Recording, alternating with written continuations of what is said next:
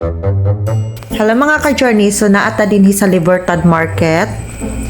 Mamalit kong isda mga ka-journey kay nag-craving kay kong isda. Ganahan ko mo kaon og isda nga sabaw bitaw nga with malunggay. Thank you. Ha? Agbo pa rin sa customer. Uy, buya. Ikaw rin, gwapang maka. Lawayo sa akong TV kay basig mo konti. Dili pa po ka ng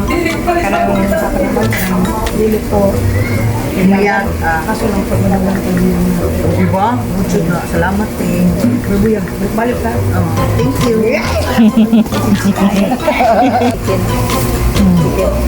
Chicken. Mura na yung chicken cake. Akali pwede naman siguro Pwede na.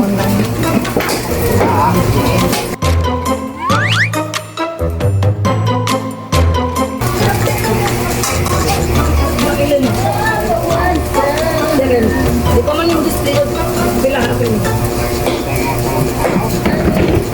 Pwede na ko ipakat sa pikas na isig pamuyag dito diri po na pisig tutok si tatay batanawar makatutok si tatay suko mo si tatay na ako. Napay nga tayo sa manok eh. Hello, wala ay na.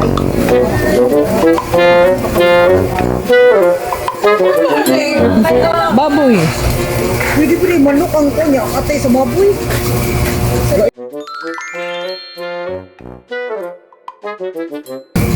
Or diha sa kanang katong nai kuan din.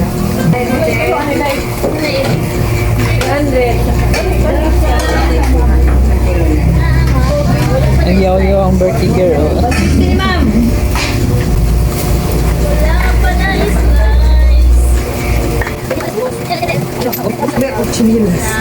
Chinilas.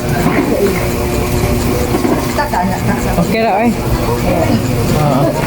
Sa mga ka-journey, kung napansin ninyo, nag-talk mi ni tatay. Actually, ako, naniid lang ko kay tatay ani din niya. Ako siyang gina-interview. Giingnan ako siya, unsay gusto nimo tay, unsay palito nimo.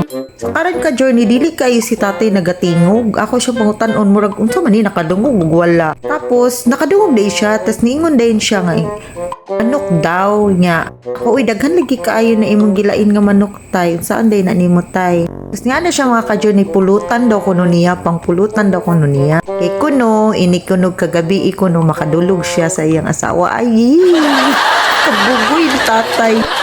So mga ka-journey, gusto na ko bayaran ang iyang paliton nga manok. Kaso lang mga ka-journey, nagduduha man ko kay murag maulaw ko ba nga. Pero nadugay jud ko sa iyang tapad kay gusto na ko bayaran pero gibati man ko kaulaw ka-journey. Ewan ko, ako kabaw kay basig mas ko sa tatay ba. Basta next time na lang tay.